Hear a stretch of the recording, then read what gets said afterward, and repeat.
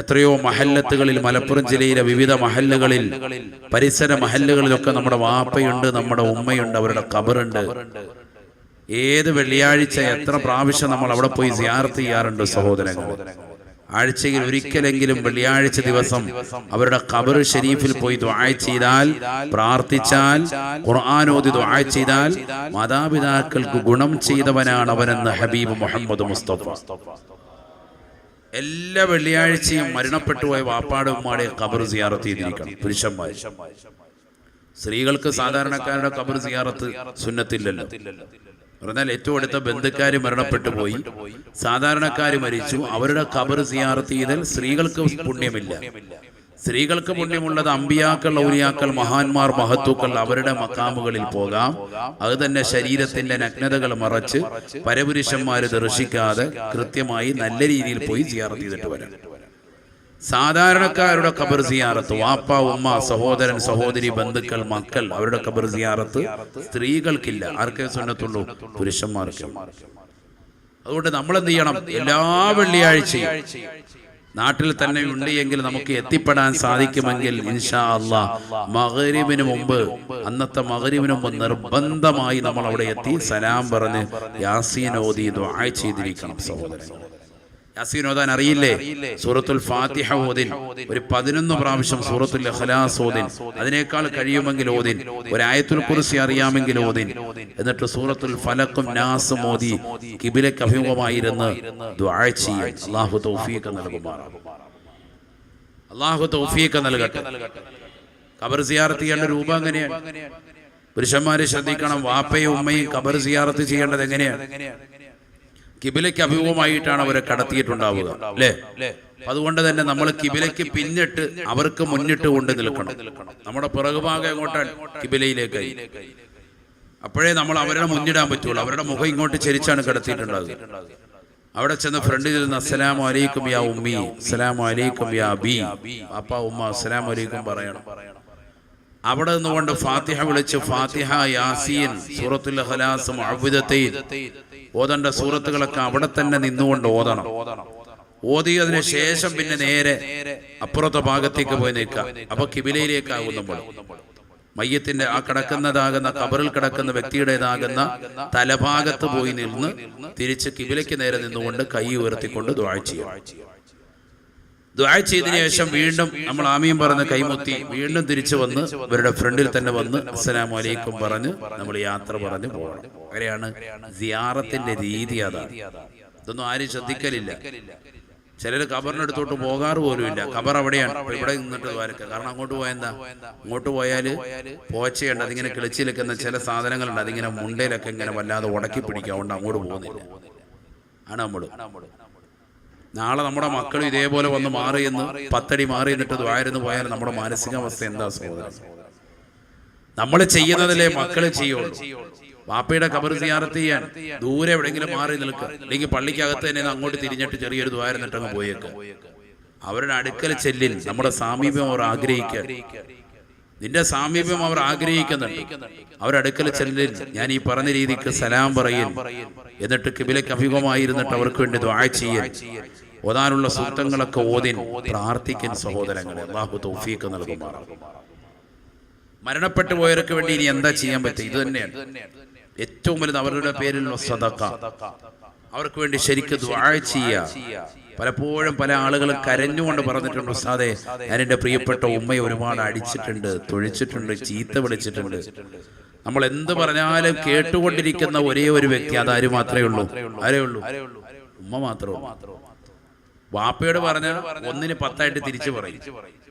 ഇനി എത്ര കടക്കയിലാണെങ്കിലും ഒന്നും പറഞ്ഞാലും ഓർമ്മയുണ്ടെങ്കിൽ വാപ്പ പറയും, പോടാ ഹൈവാനെ, കള്ള ശൈത്താനെ, ഇബ്ലീസേ എന്ന് പറഞ്ഞ് വാപ്പ തുടങ്ങും. കടക്കയിലാണെങ്കിലും പറയും. ഉമ്മ വല്ലതും പറയും, മരക്ഷരം വിട്ടൂല. ആ ഉമ്മയുടെ സ്നേഹം പറഞ്ഞാൽ തീരൂല. അല്ലാഹു നമ്മുടെ ഉമ്മമാരുടെ ദറജ ഉയർത്തുമാറാവട്ടെ. നിന്റെ ഭാര്യയോട് പറഞ്ഞ ഭാര്യ 2 വാക്ക് പറഞ്ഞ് 3നെ തിരിച്ചു പറയും. ഇനി ഉറക്ക പറഞ്ഞില്ലെങ്കിലും പതുക്കെ ആണെങ്കിലും അവർ പറഞ്ഞിട്ടുണ്ടാവും. നിന്റെ അവരുടെ കൂട്ടുകാരികളോട് പറയും, അവരുടെ കുടുംബത്തോട് പറയും, എല്ലാവരോടും നീ ചീത്ത വിളിച്ചത് പറഞ്ഞിട്ടുണ്ടാവും. നിന്റെ കുറ്റം മാത്രം എല്ലാവരോടും വിളമ്പിയിട്ടുണ്ടാവും. എന്നാൽ ഉമ്മ നിന്നെ വേദനിപ്പിക്കൂല. നീ എത്ര ചീത്ത വിളിച്ചാലും അത് കേട്ടുകൊണ്ടിരിക്കുകയും നിന്റെ അടിയും നിന്റെ ശകാരങ്ങളും കേട്ടുകൊണ്ടിരിക്കുകയും ചെയ്യുന്നത് ഒരേ ഒരു വ്യക്തി ലോകത്ത്, അത് ഉമ്മ മാത്രമാണ്. മനസ്സിലാക്കണം. എത്ര ചീത്ത വിളിച്ചാലും കേട്ടുകൊണ്ടിരിക്കുക. അതിന്റെ ഒരു അഹങ്കാരം കൂടി നിനക്കുണ്ട്. നിന്നോട് തിരിച്ചു പ്രതികരിക്കൂല എന്നുള്ള ചിന്ത നിനക്കുണ്ട്. അതുകൊണ്ടാണ് നീ വീണ്ടും വീണ്ടും കയർത്ത് സംസാരിക്കുന്നത്. എന്ത് വിഷയം ഉണ്ടായാലും ഉമ്മാടി ചാടിക്കുക. ഒരൽപ്പം കറിയിൽ ഉപ്പ് കുറഞ്ഞു പോയാൽ ആ പാത്രത്തോടെ എടുത്ത് നിലത്തെറിയും. ചോറിന് അല്പം ഒരു വേവ് കുറഞ്ഞു പോയാൽ കൂടിപ്പോയാൽ ആ ചോറും പാത്രം എടുത്ത് വെളിയിൽ കൊണ്ട് വലിച്ചെറിയും. കറിയിൽ ഒരല്പം എരിവ് കൂടിപ്പോയാൽ പിന്നെ ദേഷ്യം പിടിക്കും, ചൊടിക്കും. മാതാവ് ഒരിക്കലും തിരിച്ചു ചോദിക്കില്ലല്ലോ എന്നുള്ളതാകുന്ന ലക്ഷ്യം നിനക്കുണ്ട്. 10 പേരുടെ മുന്നിൽ വെച്ച് നീ ചീത്ത വിളിക്കും. കേട്ടുകൊണ്ട് കണ്ണീരൊഴുക്കിയാൽ പോലും തന്റെ മകനെ കുറ്റപ്പെടുത്തി മാതാവ് സംസാരിക്കൂല.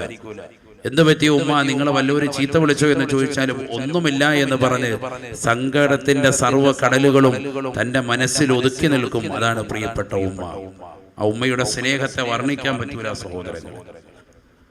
എത്ര ശത്രുക്കൾ വന്ന് ഒരുമിച്ച് നിന്നാലും പരിപൂർണമായി ആ ശത്രുവിനെതിരായി സംരക്ഷണം തീർക്കുന്ന ഒരേ ഒരു കവചമുണ്ടെങ്കിൽ അത് പ്രിയപ്പെട്ട ഉമ്മ മാത്രമേ ഉള്ളൂ. നിങ്ങൾ കോഴികളെ കാണുന്നില്ലേ? കോഴികളെ കണ്ടിട്ടില്ലേ? ഒരു പാമ്പ് അതിന്റെ കുഞ്ഞുങ്ങളെ വന്ന് കൊത്താൻ നോക്കിയാൽ തനിക്ക് ആപത്തുണ്ടാകുമെന്ന് ഉറപ്പാണ്. എന്നാൽ പോലും തള്ളക്കോഴി എന്ത് ചെയ്യും? ചിറക് വിടർത്തിയിട്ട് തന്റെ കുഞ്ഞുങ്ങളെ സംരക്ഷിക്കാൻ വേണ്ടി ചാടി നിൽക്കും. ആ കൊത്ത് തനിക്കേറ്റാൽ താൻ മരിക്കുമെന്ന് ഉറപ്പാണ്. തള്ളക്കോഴിക്കറിയാം താൻ മരിച്ചു വീണാലും കുഴപ്പമില്ല, തനിക്കെന്ത് സംഭവിച്ചാലും കുഴപ്പമില്ല, തന്റെ കുഞ്ഞുങ്ങൾക്കൊന്നും വരരുത് എന്ന് പറഞ്ഞ് മക്കളെ സംരക്ഷിക്കാൻ കാണിക്കുന്ന തള്ളക്കോഴി എന്ന് പറയുന്ന ആ ഒരു ജീവി. ഇതുപോലെ തന്നെയാണ് എല്ലാ ജീവികളും. ഏത് മൃഗങ്ങളായിരുന്നാലും ഏത് ജീവജാലങ്ങളായിരുന്നാലും ഇതിനപ്പുറമാണ്. ഞാനൊരു ഉദാഹരണം വരുന്നു എന്ന് മാത്രം.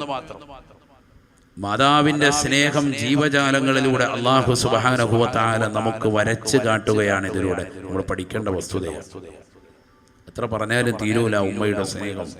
അല്ലാഹു ഉമ്മമാരുടെ ദറജ ഉയർത്തുമാറാവട്ടെ. സഅദ് റളിയല്ലാഹു അൻഹു ഒരിക്കൽ മദീനയിലേക്ക് വന്നപ്പോൾ അറിയുന്നു തന്റെ ഉമ്മ മരണപ്പെട്ടു പോയിട്ടുണ്ട്. ബഹുമാനപ്പെട്ടവർ കരഞ്ഞുകൊണ്ട് മുത്തുനബിയുടെ അടുക്കൽ വന്നിട്ട് പറഞ്ഞു, നബിയെ, എൻ്റെ ഉമ്മ മരിച്ചു, എൻ്റെ ഉമ്മ മരണപ്പെട്ടു പോയി, എന്ത് ചെയ്യണം? ആ ഉമ്മാക്ക് വേണ്ടി എന്തെങ്കിലും ചെയ്യേണ്ടതുണ്ടോ? എൻ്റെ ഉമ്മയുടെ ഖബർ ജീവിതം സന്തോഷത്തിലാകാൻ ഈ പാവപ്പെട്ട സഅദ് എന്തെങ്കിലും ചെയ്തു കൊടുക്കേണ്ടതുണ്ടോ എന്ന് ബഹുമാനപ്പെട്ട സഅദ് റളിയല്ലാഹു അൻഹു ചോദിക്കുമ്പോൾ ആദരവായ സയ്യിദുനാ മുഹമ്മദ് മുസ്തഫ സല്ലല്ലാഹു അലൈഹി വസല്ലം തങ്ങൾ പറഞ്ഞു, സഅദേ, നീ ഉമ്മായുടെ പേരിൽ ഒരു നല്ല കിണർ നീ നിർമ്മിച്ചു കൊടുക്കിൻ. ഹബീബ് മുഹമ്മദ് മുസ്തഫ സല്ലല്ലാഹു അലൈഹി വസല്ലം മരുഭൂമിയിൽ വെള്ളം കിട്ടാതെ ദാഹിക്കുന്ന ജീവജാലങ്ങൾക്ക്, മനുഷ്യർക്ക് ഏറ്റവും ഉപകാരപ്രദമായ ഒരു വസ്തു പ്രവാചകൻ പറഞ്ഞു. സഅദ് റളിയല്ലാഹു അൻഹു ഒരു മനോഹരമായ വലിയ കിണർ കുഴിച്ചു പാവപ്പെട്ടവർക്ക് വേണ്ടി വഖഫ് ചെയ്തു കൊടുത്തു. ചരിത്രമാണ്. അതിന്റെ മിസ്ലു സവാബ്, തത്തുല്യമായ പ്രതിഫലം തന്റെ ഉമ്മാക്ക് കൊടുക്കണമെന്ന് നിയ്യത്ത് ചെയ്തു, ദുആ ചെയ്തു. നമ്മൾ എന്ത് ചെയ്താലും, ഒരാൾക്ക് 10 രൂപ കൊടുത്താലും, ബക്കറ്റിൽ ഒരു 100 രൂപ ഇട്ടാലും, ഒരു മജ്‌ലിസിൽ നമ്മൾ 1000 രൂപ, 2000 രൂപ, 10,000-മോ ലക്ഷക്കണക്കിന് രൂപയോ സ്വതക്ക കൊടുത്താലും അതിന്റെ ഒക്കെ ഒരു തത്തുല്യമായ പ്രതിഫലം എന്റെ മാതാവിനും പിതാവിനും നീ എത്തിച്ചു കൊടുക്കണേ അല്ലാഹ് എന്ന് നമ്മൾ നിയ്യത്തിയൽ സഹോദരങ്ങൾ വലിയ നേട്ടമാണ്. അല്ലാഹു കബൂലാക്കുമാറാവട്ടെ. നമ്മൾ എന്ത് ചെയ്താലും അങ്ങനെ നിയ്യത്ത് ചെയ്യണം. അതുകൊണ്ടല്ലേ നമ്മൾ എന്ത് കാര്യം ചെയ്താലും നമ്മൾ ദുആ ഇറക്കുമല്ലോ. ഒരു ഫാത്തിഹ ഓതിയിട്ടായിരുന്നാലും എന്താ ദുആ ചെയ്യാ? അല്ലാഹുമ്മ ഔസിൽ മിസ്ല സവാബി മാ ഖറഅനാഹു. അല്ലാഹു, ഞാൻ ഈ ഓതിയതിന്റെ തത്തുല്യമായ പ്രതിഫലത്തെ നീ എത്തിച്ചു കൊടുക്കണം. അങ്ങനെയാണ് ദുആ ഇറക്കുക. മിസ്ല സവാബ്, മിസ്ല സവാബ് എന്ന് പറഞ്ഞാൽ ഇതിന്റെ തത്തുല്യമായ പ്രതിഫലത്തെ ഔസിൽ നീ എത്തിക്കണം. ആരിലേക്ക്? ഇലാ ഹളറത്തിൻ നബിയിനാ മുഹമ്മദിൻ സല്ലല്ലാഹു അലൈഹി വസല്ലം, മുത്തുനബിയുടെ ഹളറത്തിലേക്ക്. പ്രവാചകന്റെ പ്രിയപ്പെട്ടതാകുന്ന സ്വഹാബത്താകുന്ന ബദരീങ്ങൾക്ക്,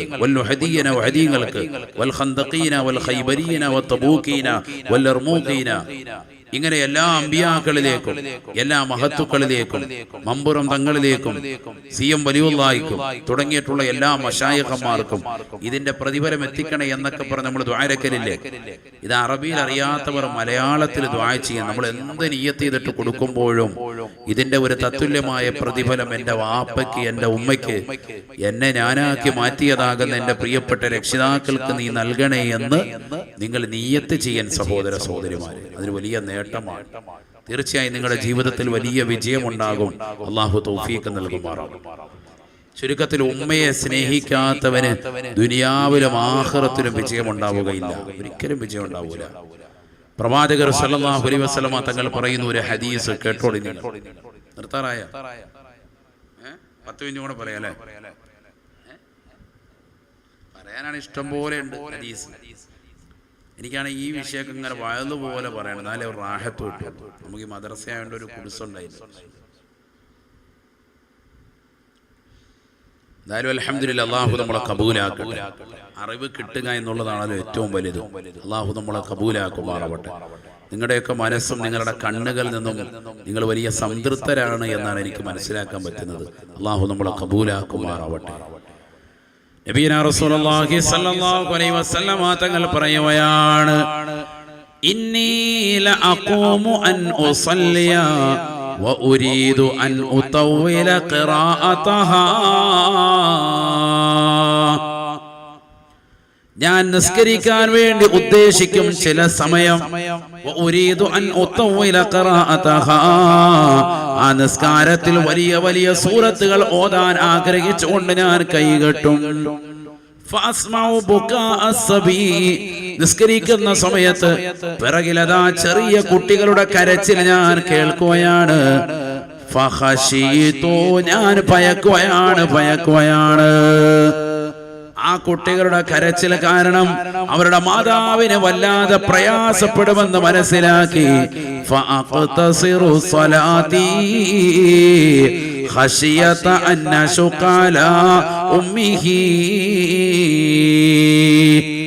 ആ കരയുന്നതാകുന്ന കുഞ്ഞിന്റെ മാതാവിന് ആ കുഞ്ഞിന്റെ കരച്ചിൽ കാരണം നിസ്കാരത്തിൽ എങ്ങനെ കുഞ്ഞിനെ എടുക്കുമെന്ന് ചിന്തിച്ച് പ്രയാസപ്പെടുന്നതായ മാതാവിനെ ഞാൻ ഓർത്തുകൊണ്ട് പെട്ടെന്ന് തന്നെ നിസ്കാരത്തെ ചുരുക്കുമെന്ന് നബിയുനാ റസൂലുള്ളാഹി. അല്ലാഹു മനസ്സിലാക്കാൻ തൗഫീഖ് നൽകട്ടെ. ഞാൻ വേഗം നിസ്കാരത്തെ ചുരുക്കും. കാരണം കുട്ടികളുടെ കരച്ചിൽ കാരണം ഉമ്മമാർക്ക് വളരെയേറെ പ്രയാസമാണ്, മനസ്സിന് വല്ലാത്ത ബുദ്ധിമുട്ടാണ്. ഒരു ഉമ്മ ഏറ്റവും കൂടുതൽ സ്നേഹം കാണിക്കുന്ന സമയമാണത്, അല്ലേ? ഒരു കുട്ടി കരയുമ്പോ വാപ്പ അടുത്തോട്ട് കരഞ്ഞുകൊണ്ട് കുട്ടി ഓടി വന്ന വാപ്പാടെ സ്വഭാവം എന്താ? മനസ്സിലായി? ഉമ്മ ആണെങ്കിലോ കുട്ടി കരഞ്ഞാൽ വേഗം ഓടിച്ചെല്ലും. നമ്മളാണെങ്കിൽ ഒരിടത്ത് ഇരിക്കണം, അപ്പൊ കുട്ടി അവിടെ മറിഞ്ഞ് താഴോട്ട് വീഴും. അപ്പൊ എന്താണ്?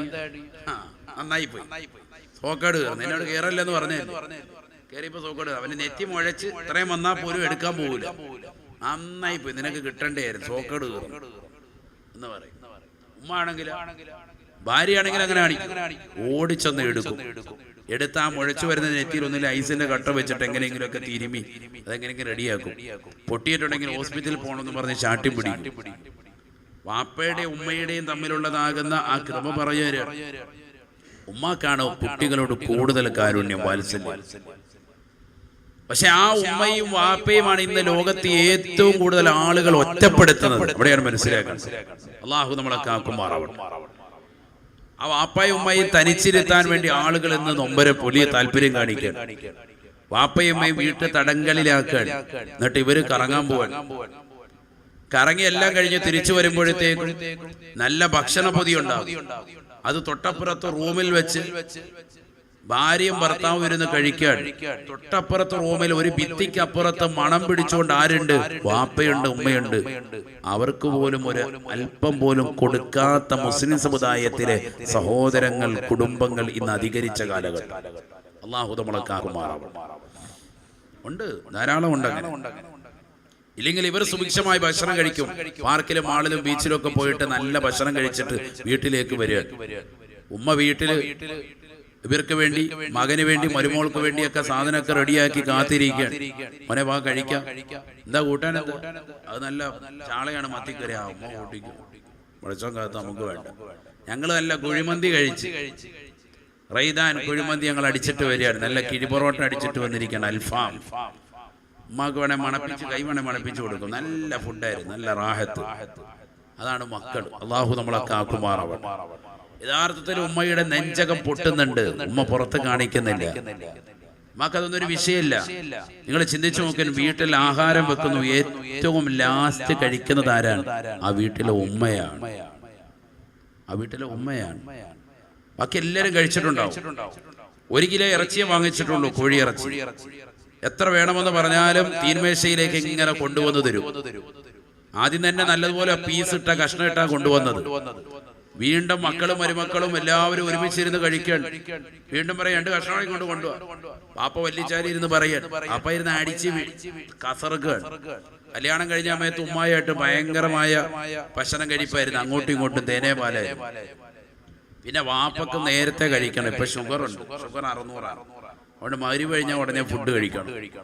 ഉമ്മാക്കും ഉണ്ട് പ്രഷറും ഷുഗറും കൊളസ്ട്രോളും ഒക്കെ. പക്ഷെ ഉമ്മ കഴിച്ചോ എന്ന് ചിന്ത പോലും ഇല്ല. നീ പിന്നെ കഴിച്ചാൽ മതി എന്ന് പറയുന്ന അവസ്ഥയാണ്. ഇപ്പോഴേ കഴിക്കുന്നില്ല, മക്കളൊക്കെ കഴിച്ചിട്ട് കഴിച്ചാൽ മതി. പാപ്പ നേരത്തെ ഫുഡ് കഴിച്ചു.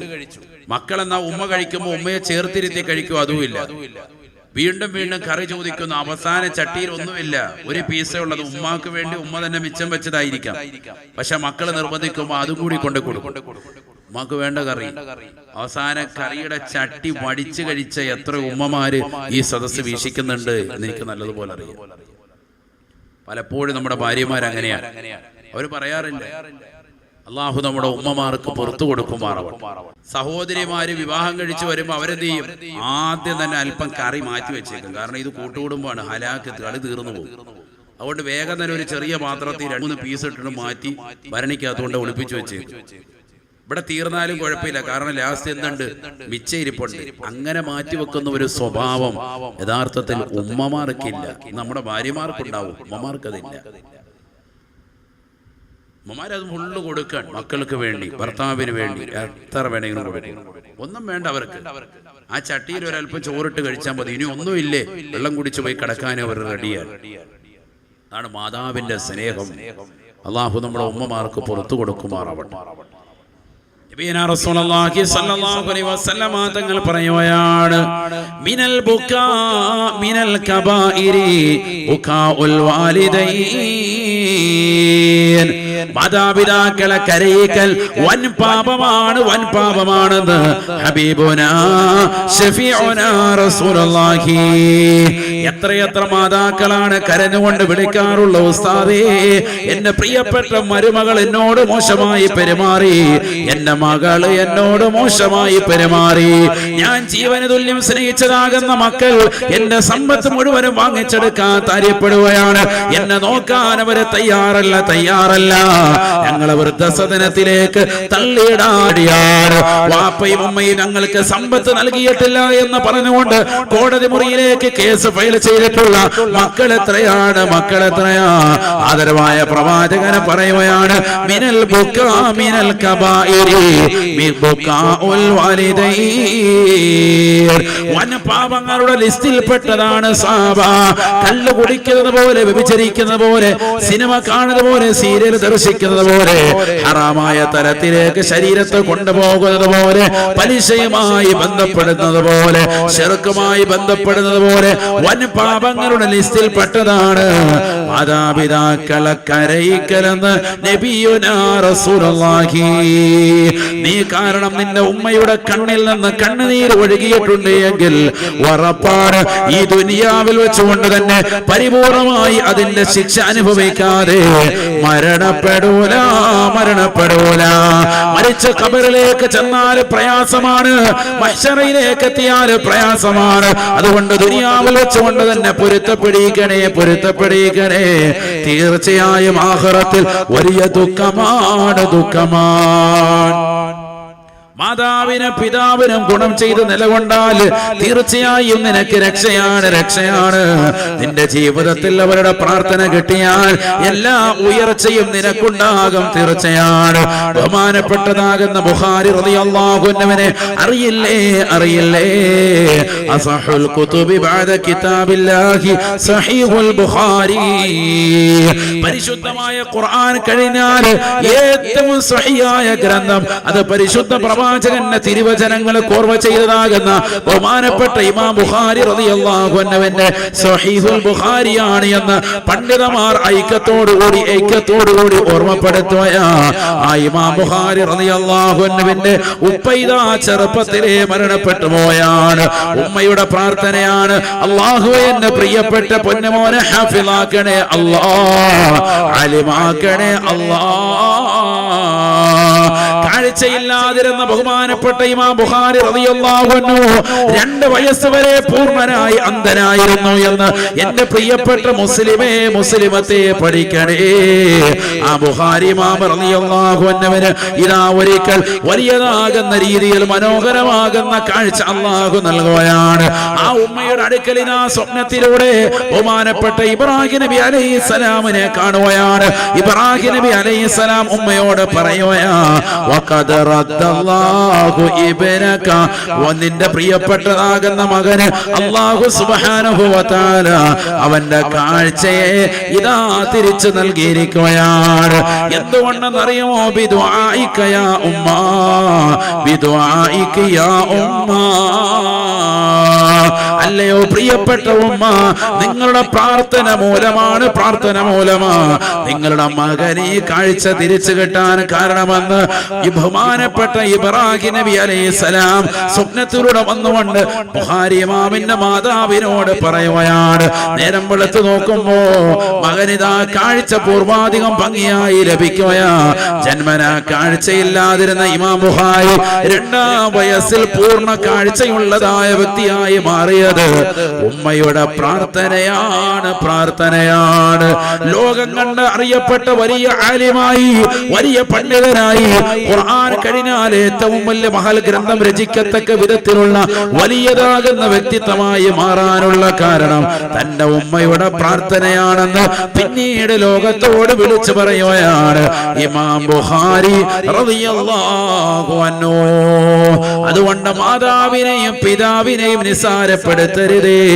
നിന്റെ ജീവിത വിജയത്തിന്റെ നിദാനം ആ വാപ്പയാണ്, ഉമ്മയാണ്. നീ ഏത് യാത്ര പോയാലും, നീ പരീക്ഷയ്ക്ക് വേണ്ടി പോയാലും, നീ ജോലി തേടി പോയാലും, നീ പ്രവാസ ലോകത്തേക്ക് പോയാലും, നീ ലോകത്തിന്റെ ഏത് കോണിലേക്ക് പോയാലും, നിന്റെ വീടിന്റെ അകത്തളത്തിലിരുന്ന് ജനലിലൂടെ നീ പോകുന്നതാകുന്ന വഴിയിലേക്ക് നോക്കി മനസ്സിന്റെ നെടുവേർപ്പോടുകൂടി അല്ലാഹുവേ എന്റെ പൊന്നുമോളെ അനുഗ്രഹിക്കണേ അല്ലാ, എല്ലാ വിപത്തുകളിൽ നിന്നും കാവൽ നൽകണേ അല്ലാ എന്ന് പറഞ്ഞുകൊണ്ട് പടച്ചറപ്പിലേക്ക് പൊട്ടിക്കരഞ്ഞുകൊണ്ട് ദുആ ചെയ്യുന്നത് നിന്റെ മാതാവാണ്, നിന്റെ പിതാവാണ്. വാപ്പയ്ക്കും ഉമ്മയ്ക്കും ഖിദ്മത്ത് എടുക്കുന്നതിലൂടെ ജീവിതത്തിൽ ഒരു പ്രയാസവും നിനക്കുണ്ടാവുകയില്ല. ദുനിയാവ് കൈവെള്ളയിൽ വേണോ? ദുനിയാവും ആഖിറവും നിന്റെ കൈവെള്ളയിൽ ഒതുക്കണോ? മാതാവിനെ കൊണ്ട് സാധിക്കുമേ, പിതാവിനെ കൊണ്ട് സാധിക്കുമേ. അതുകൊണ്ടല്ലേ പരിശുദ്ധമായ ഖുർആനിലൂടെ അല്ലാഹു സുബ്ഹാനഹു വ തആല പറഞ്ഞത്, നിങ്ങൾ ഒരിക്കലും പ്രായാധികമാകുന്ന മാതാപിതാക്കൾ അടുക്കലെത്തിച്ചാൽ വലാ തഖുൽ ലഹുമാ ഉഫ്, ചെയ്യുന്ന ഒരു വാക്ക് പോലും അവരോട് പറയരുതേ. ഒരൊറ്റ വാക്ക് മതി അവരെ വേദനിപ്പിക്കാൻ. ആ വാക്ക് നീ പറഞ്ഞാൽ അവർക്ക് വല്ലാതെ പ്രയാസമുണ്ടായി പോയാൽ നിന്റെ ദുനിയാവും ആഖിറവും നഷ്ടമാണ്. ചീത്ത വിളിക്കുന്നവരെ, മാതാപിതാക്കളെ തെറി വിളിക്കുന്നവരെ, അവരെ ശകാരിക്കുന്നവരെ, അവരെ കൈകൊണ്ടും കാലുകൊണ്ടും ചവിട്ടുകയും അടിക്കുകയും ചെയ്യുന്നവരെ, അവരെ വൃദ്ധസദനത്തിലേക്ക് തള്ളിയിടുന്നവരെ, ദുനിയാവും ആഖിറവും നഷ്ടമാണ്. കേട്ടിട്ടില്ലേ താബികളിൽ പ്രമുഖനായ ഉവൈസുൽ ഖർനി റളിയല്ലാഹു അൻഹു, അങ്ങകലെ യമനിലുള്ള കർണദേശക്കാരനാകുന്ന മഹാനുഭാവന് താബിആണ്, സയ്യിദു താബിഈനാണെന്ന് ചരിത്രം രേഖപ്പെടുത്തിയ വ്യക്തിത്വമാണ്.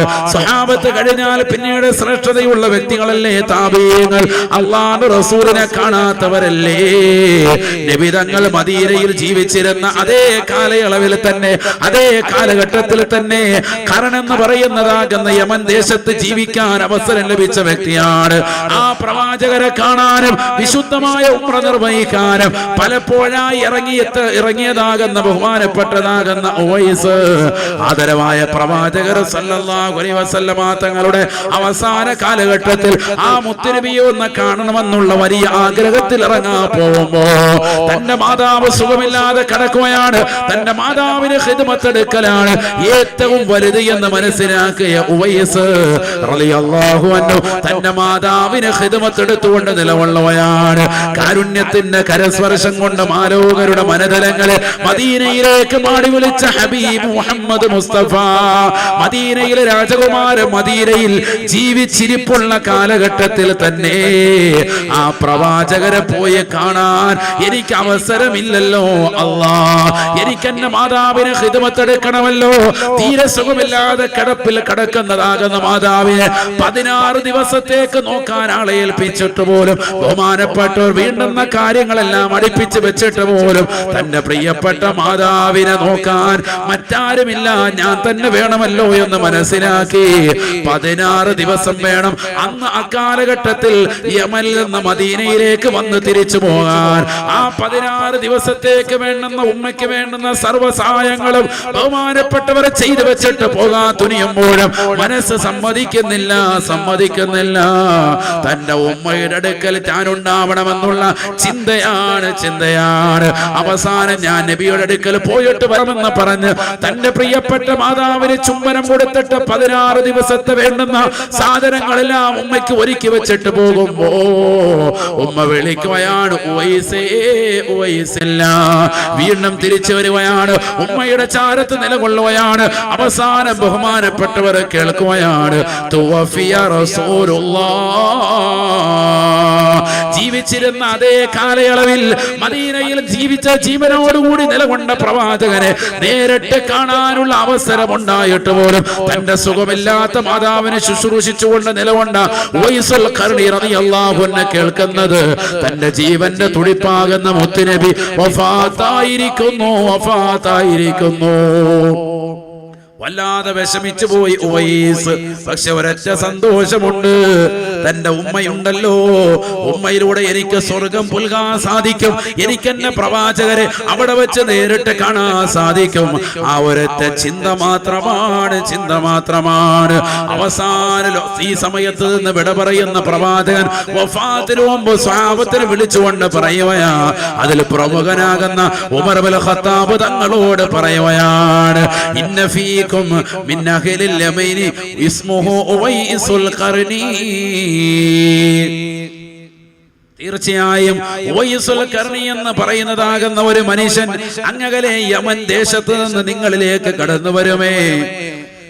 ഖറന് ദേശക്കാരനാണ് അദ്ദേഹം.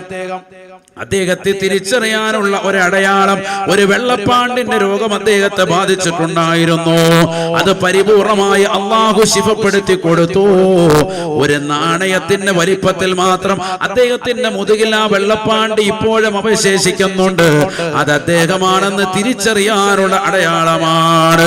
അല്ലയോ ബഹുമാനപ്പെട്ട ഉമർ ഇബ്നുൽ ഖത്താബ് തങ്ങളെ വിളിച്ചിട്ട് പറയുകയാണ്, ഉമറേ അദ്ദേഹത്തെ നീ കണ്ടുമുട്ടിയാൽ നീ നിനക്ക് വേണ്ടി പാപമോചനത്തിന് തേടിക്കണേ എന്ന് നബിയുനാ റസൂലുള്ളാഹി. ആരോട് പറയാൻ? ഉമർ ഇബ്നുൽ ഖത്താബ് റളിയല്ലാഹു അൻഹു സ്വഹാബിയ. ഉമർ ഇബ്നുൽ ഖത്താബ് തങ്ങളോട് പറയുന്നു, ഉമർ ഇബ്നുൽ ഖത്താബ് തങ്ങളെ, നിങ്ങൾ അദ്ദേഹത്തെ കാണാൻ ജീവിത കാലഘട്ടത്തിൽ കണ്ടുമുട്ടിയാൽ നിങ്ങൾ അദ്ദേഹത്തെ കൊണ്ട് പാപമോചനത്തിന് തേടിക്കണം. നിങ്ങളുടെ പാപം പുറത്തു കിട്ടാൻ വേണ്ടി അള്ളാഹുവിനോട് ചോദിക്കാൻ പറയണം. അദ്ദേഹം പാപമോചനം തേടിയാൽ അള്ളാഹു പുറത്തു വരും. അപ്പൊ ആരാണ് ഇയാൾ? കിട്ടിയ നേട്ടം ഉമ്മാക്ക് ഖിദ്മത്ത് എടുത്ത് നിലകൊണ്ട വ്യക്തിയാണ്. പവർ കൂടി, ദറജ കൂടി. നബിയെ കണ്ടിട്ടില്ല. കണ്ടിരുന്നെങ്കിൽ ആരായിരുന്നു? സ്വഹാബി എന്ന ഉന്നതമായ പദവിയിലേക്ക് എത്തിയാന്. സ്വഹാബിയല്ല, അതിന് തൊട്ടടുത്തതാകുന്ന കാലക്കാരൻ സയ്യിദ് താബിഈൻ, താബിഈങ്ങളുടെ നേതാവാണ്. ജീവിച്ചിരിക്കുന്ന അതേ കാലയളവിൽ മദീനയിലുണ്ട്. പോകാൻ വേണ്ടി എല്ലാം ഒരുക്കുമുതലായി 16 ദിവസത്തെ യാത്രയാണ്. പോയി തിരിച്ചു വരുന്നതിന് എല്ലാ സാധനങ്ങളും അടുപ്പിച്ചു വെച്ചു. പക്ഷെ പോകുമ്പോൾ ഉമ്മയുടെ ഒരു വിളി തിരിച്ചു വിളിച്ചു. ഉമ്മ അടുത്ത് തന്നെ നിന്നു. തന്റെ പ്രിയപ്പെട്ട ഉമ്മ അന്ധയാണ്, കണ്ണിന് കാഴ്ചയില്ലാത്തവര്, എവിടെയെങ്കിലും തട്ടിത്തടഞ്ഞ് വീഴും. ഉമ്മാക്ക് ഖിദ്മത്ത് എടുത്ത് നിലകൊള്ളണം. തീരെ പ്രായം എത്തിപ്പോയി, കിടക്കിൽ തന്നെയാണ്, കിടപ്പിലാണ്, ഇനി ഉമ്മ വിട്ട് പോകാൻ പറ്റൂല. അങ്ങനെ അവിടെ തന്നെ നിന്നു. പ്രവാചകർ വഫാത്ത് വിവരം അറിയുന്നു. പിന്നീട് കാലങ്ങൾക്ക് ശേഷം മദീനയിലേക്ക് ബഹുമാനപ്പെട്ടവർ പോയപ്പോ ആ മദീനയിലെ വാതിലിനടിയിൽ നിന്ന് ഒരാൾ ഇങ്ങനെ വിളിച്ചു ചോദിക്കണം, ആരാണത്? ഓരോ യമൻകാർ വരുമ്പോഴും ആ യമൻകാരോട് ചോദിക്കും, അഫീക്കും ഉവൈസ് ബിൻ ആമിർ, നിങ്ങളുടെ കൂട്ടത്തിൽ ഉവൈസ് ബിൻ ആമിർ ഉണ്ടോ എന്ന് ചോദിക്കും. ആര്? സയ്യിദുനാ ഉമർ ബിൻ ഖത്താബ് റളിയല്ലാഹു അൻഹു. യമനിൽ നിന്ന് ആരെങ്കിലും വന്നെന്നറിഞ്ഞാൽ അവരെ വിളിച്ചിട്ട് അവരോട് ചോദിക്കും, എന്ത്, നിങ്ങളുടെ കൂട്ടത്തിൽ ഉവൈസ് ബിൻ ആമിർ ഉണ്ടോ? അങ്ങനെ ചോദിച്ചുകൊണ്ടേയിരിക്കാൻ. അപ്പോഴാണ് ഒരിക്കൽ ആര് വരുന്നത്? ബഹുമാനപ്പെട്ട ഉവൈസുൽ ഖർനി റളിയല്ലാഹു അൻഹു ഒരു സംഘത്തോടൊപ്പം വരിക, യമനിൽ നിന്ന് ഒരു കൂട്ടത്തോടൊപ്പം. ചോദിച്ചു, അഫീക്കും ഉവൈസ് ബിൻ ആമിർ, നിങ്ങളുടെ കൂട്ടത്തിൽ ഉവൈസ് ബിൻ ആമിർ എന്ന വ്യക്തിയുണ്ടോ? അദ്ദേഹം കൈകത്തി, നഅം, ഉണ്ട്, ഞാനാണ്. നോക്കുമ്പോൾ ഒരു സാധാ സീതാ മനുഷ്യനാണ്. ഉമർ ഇബ്നുൽ ഖത്താബ് റളിയല്ലാഹു അൻഹു ആദ്യമായി കാണാൻ. നബി തങ്ങൾ വഫാത്തായി. ബഹുമാനപ്പെട്ടവർ വളരെ ആദരവോടുകൂടി വിളിച്ചു, വളരെ ഭവ്യതയോടുകൂടി അദ്ദേഹത്തെ സദസ്സിലിരുത്തി.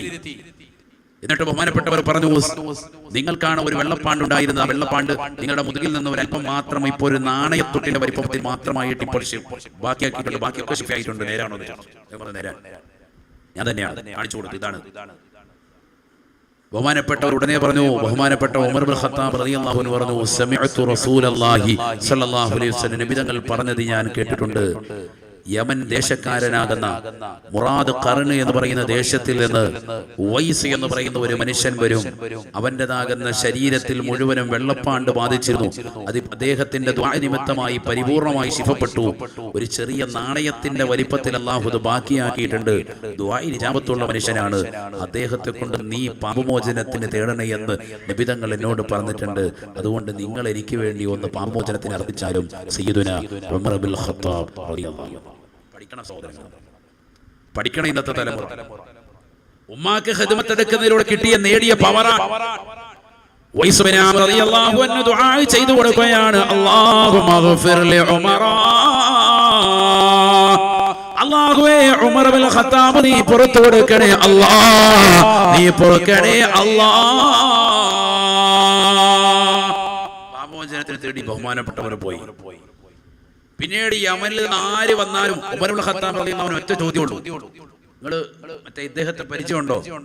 ഉവൈസ് ബിൻ ആമിറിനെ അറിയാമോ? പലർക്കും അറിയില്ല, ഇയാൾ ആരാണ്, വലിയ സംഭവം ഒന്നും പലർക്കും അറിയില്ല. പറഞ്ഞു, അറിയാം, ഞങ്ങളുടെ കൂട്ടത്തിലുണ്ട്. അവിടെ താഴ്ന്ന ജീവിതം നയിച്ച് വളരെ ലാളിത്യമാർന്ന ജീവിതം നയിച്ചുകൊണ്ട് പോകുന്ന ഒരു വ്യക്തിയാണ്. എന്തെങ്കിലും കിട്ടിയാൽ കഴിക്കും, അങ്ങനെയാണ്. മിക്കപ്പോഴും നോമ്പ് ഈ ഭാഗത്തൊക്കെ ആയിട്ട് കഴിയുന്ന പോകുന്ന വ്യക്തിയാണ്. അപ്പൊ പറഞ്ഞു, ബഹുമാനപ്പെട്ടവര് നിസാരക്കാരല്ല. ബഹുമാനപ്പെട്ടവരെ കുറിച്ച് ഞാൻ മുത്തുനബി പറഞ്ഞത് കേട്ടിട്ടുണ്ട്. അദ്ദേഹത്തെ കൊണ്ട് ദുആ ചെയ്താൽ ഇജാബത്താണ്. അതുകൊണ്ട് നിങ്ങൾ അദ്ദേഹത്തെ കാണുമ്പോൾ പോയി ദുആ ചെയ്യിപ്പിക്കണമെന്ന് ഉമർ ഇബ്നുൽ ഖത്താബ് റളിയല്ലാഹു അൻഹു ആര് വന്നാലും പറഞ്ഞു. അങ്ങനെ ആളുകൾ കൂട്ടത്തോടെ പിന്നെ പോകാൻ തുടങ്ങി. ബഹുമാനപ്പെട്ടവരുടെ അടുക്കൽ ചെന്നിട്ട് പറഞ്ഞു, നിങ്ങൾ ഞങ്ങൾക്ക് വേണ്ടി പൊറുക്കലിനെ തേടണം. ഇത് പറയുമ്പോഴേ ബഹുമാനപ്പെട്ടവർ ചോദിക്കും, ഉവൈസ് ഖർനി റളിയല്ലാഹു അൻഹു, നിങ്ങൾ ഉമർ ഇബ്നുൽ ഖത്താബ് തങ്ങളെ കണ്ടിട്ട് വന്നാണോ എന്ന് ചോദിക്കും. കാരണം അദ്ദേഹം കൊണ്ട് പിന്നെ ആളെ പറഞ്ഞു വിടാൻ തുടങ്ങി. പിന്നെ ഇദ്ദേഹം ഒഴിഞ്ഞൊഴിഞ്ഞ് നിൽക്കാൻ തുടങ്ങി. ആളുകളില്ലാത്ത സ്ഥലത്തേക്ക് ഒഴിഞ്ഞ ജീവിതം നയിച്ചു ഉവൈസുൽ ഖർനി റളിയല്ലാഹു അൻഹു. അല്ലാഹു ആ മഹാനുഭാവന്റെ ദറജ ഉയർത്തുമാറാവട്ടെ. ഞാൻ എന്തിനാ ഇത് പറഞ്ഞത്?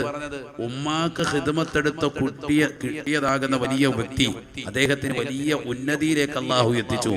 ഉമർ ഇബ്നുൽ ഖത്താബ് റളിയല്ലാഹു അൻഹു എന്ന ഇസ്ലാമിന്റെ രണ്ടാമത്തെ ഖലീഫ പോലും അദ്ദേഹത്തെ കൊണ്ട് പാപമോചനത്തിന് എത്തിക്കാൻ ഹബീബ് മുഹമ്മദ് മുസ്തഫ സല്ലല്ലാഹു അലൈഹി വസല്ലം തങ്ങൾ പറഞ്ഞു, ആ പ്രവാചകരെ കാണാനുള്ള അവസരം അദ്ദേഹത്തിന് ലഭിച്ചിട്ട് പോലും ആ അവസരത്തെക്കാൾ വലുത് തന്റെ പ്രിയപ്പെട്ട ഉമ്മാക്ക് ഖിദ്മത്തെടുത്ത് കൂടലാണ് എന്ന പ്രവാചകന്റെതാകുന്ന വചനം അന്വർത്ഥമാക്കി ജീവിതം നയിച്ച മഹാനുഭാവന് അല്ലാഹു ഉന്നതമായ പദവി നൽകി. സഹോദരൻ, നമ്മൾ മനസ്സിലാക്കണം, ഖുർആനിൽ ഒരു പശുവിന്റെ ചരിത്രം പറയുന്നുണ്ട്. അൽ ബഖറ, സൂറത്തുൽ ബഖറ അറിയില്ലേ? അറിയോ? ചരിത്രം അറിയാമെങ്കിൽ പിന്നെ അറിയത്തില്ലെങ്കിൽ നിങ്ങൾക്ക് പറഞ്ഞുതരാം. നിങ്ങൾക്ക് അറിയാമെങ്കിൽ പിന്നെ എന്തിനാ ഇനി വെറുതെ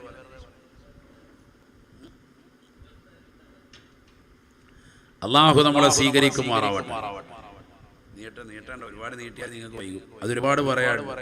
ഉമ്മാക്ക് ഹിദ്മത്തെടുത്താൽ ഫുലൂസ് കിട്ടും ഉസ്താദ് എന്ന് ചോദിക്കുന്നവർക്കുള്ള ചരിത്രമാണ്. ചിലർക്ക് അങ്ങനെ ഉണ്ടല്ലോ, അപ്പായിമാൻ നോക്കാൻ ചിലർക്ക് മടിയാൻ. അവർക്ക് ഗുളിക കൊടുത്തതിന്റെ കണക്ക് പറയാൻ, പ്രഷർ ഷുഗർ കൊളസ്ട്രോളിന്റെ മരുന്ന് ഞാനാണ് വാങ്ങിച്ചു കൊടുത്തത്. എന്നെ 1000 ചിലവായി, 2000 ചിലവായി, 10000 ചിലവായി, ഓപ്പറേഷൻ ചെയ്തപ്പോൾ നിങ്ങളാരും ഇല്ലായിരുന്നു, ഞാൻ പൈസ മൊത്തം നോക്കി എന്നൊക്കെ പറഞ്ഞ് കണക്ക് പറയുന്ന മക്കളെ, വാപ്പാക്ക് ഉമ്മാക്ക് ഹിദ്മത്തെടുത്താൽ കയ്യിലേക്ക് ഇങ്ങോട്ട് പൈസ വരുവുള്ളൂ, കയ്യിൽ നിന്നൊന്നും കുറയൂല. അതിൽ ഏറ്റവും വലിയ ചരിത്രമാണ് ഖുർആനിലെ ഏറ്റവും വലിയ സൂക്തമാകുന്ന അൽ ബഖറ. അൽ ബഖറ എന്ന് പറയുന്നത് ഒരു പശുവിന്റെ ചരിത്രമാണ്. സൂറത്തുൽ ബഖറയിൽ അറിയോ? ചരിത്രം അറിയാവോ? ആർക്കും അറിയാം പശുവിന്റെ ചരിത്രം എന്താണ്? ആ പശുവിന്റെ ചരിത്രം ഇസ്രായേലി ജനത ഇത്രയും കാലമായിട്ട് അറിയില്ലേ? അറിയാവുന്ന എത്ര പേരുണ്ടെന്ന് കൈ ഉയർത്തിക്ക്. അറിയാവുന്നവര് 2 പേരുണ്ട്. അപ്പൊ നിങ്ങൾ ബാക്കിയുള്ളവർക്ക് പറഞ്ഞു കൊടുത്താൽ മതി, എളുപ്പമുണ്ട്. രക്ഷപ്പെടല്ലേ? ഞാൻ ഒറ്റയ്ക്ക് പറയുന്നതിനേക്കാന്നല്ലേ നിങ്ങൾ 2 പേര്. അള്ളാഹു നമ്മളെ സ്വീകരിക്കുമാറാവട്ടെ.